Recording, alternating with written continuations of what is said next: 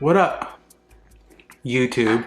It's Ricardo. I have a lot to unpack today, so let's get through it quickly. First of all, I want to clarify something I said about Lana Del Rey yesterday. I stand by it all. That's it. Alright, so let's real quick talk about this. There was a story floating around about Armie Hammer, and I feel like now that everything's kind of like toning down politically, the news is like focused on this again. First of all, I read some of the messages, I saw the screenshots, and supposedly they're fake, but this girl is like, hey, nah, here's proof that he is messaging me, and she showed pictures and stuff. So I'm not defending him, I am though saying I don't think it's fair that we are judging him on his kinks and his fetishes. That being said, he probably should have kept some of the stuff he said, like, you know, I want to cut your finger off and put it in my pocket, or I want to eat you, I want you to be my slave, I want to drink your blood. Apparently he's had many slaves. Stuff like that, I don't think is stuff you really want to exchange, at least over like Instagram or Messenger, which is like what it seems was happening with Armie. I mean, if you're a celebrity and you're putting yourself out there like that, you're already risking a lot. I mean, we all have weird kinky fetishes. That's why there's so many types of websites where you can just literally see anything regarding sexual acts,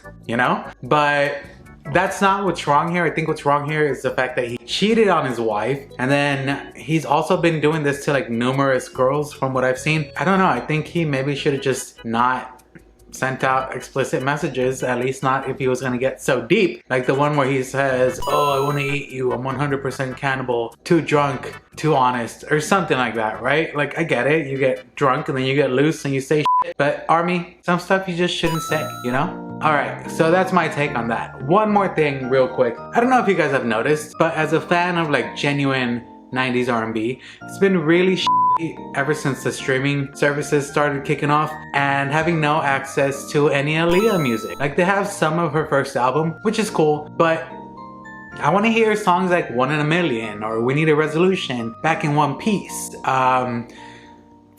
classics like I Care For You, and I can't hear those anywhere unless I'm looking for them on YouTube, which is like, bruh, I'm not gonna pay extra money for YouTube Premium so that I can listen to Aaliyah music in my car while my phone screen is locked. Like, obviously Aaliyah had a big impact on pop and R&B. I mean, she's had songs covered by the XX, Sinead Harnett more recently, The Gossip. So it's just like, girl, if rock and alternative dance bands are covering her music, like, I just feel like we need her.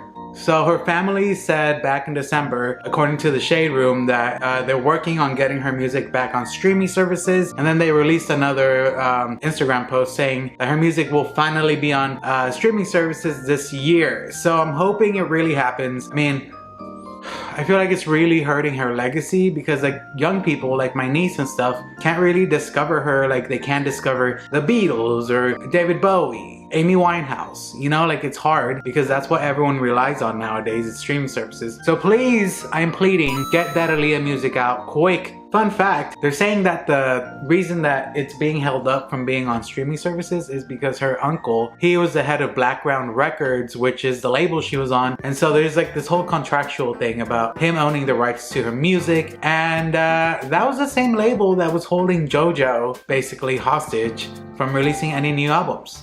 So that is a shady record label, and hopefully they get Aaliyah's music into more capable hands so that we, the fans, can enjoy it and show it to younger people. Younger people can continue her legacy. Alright, that's it. Have a good day. I'll see you guys tomorrow.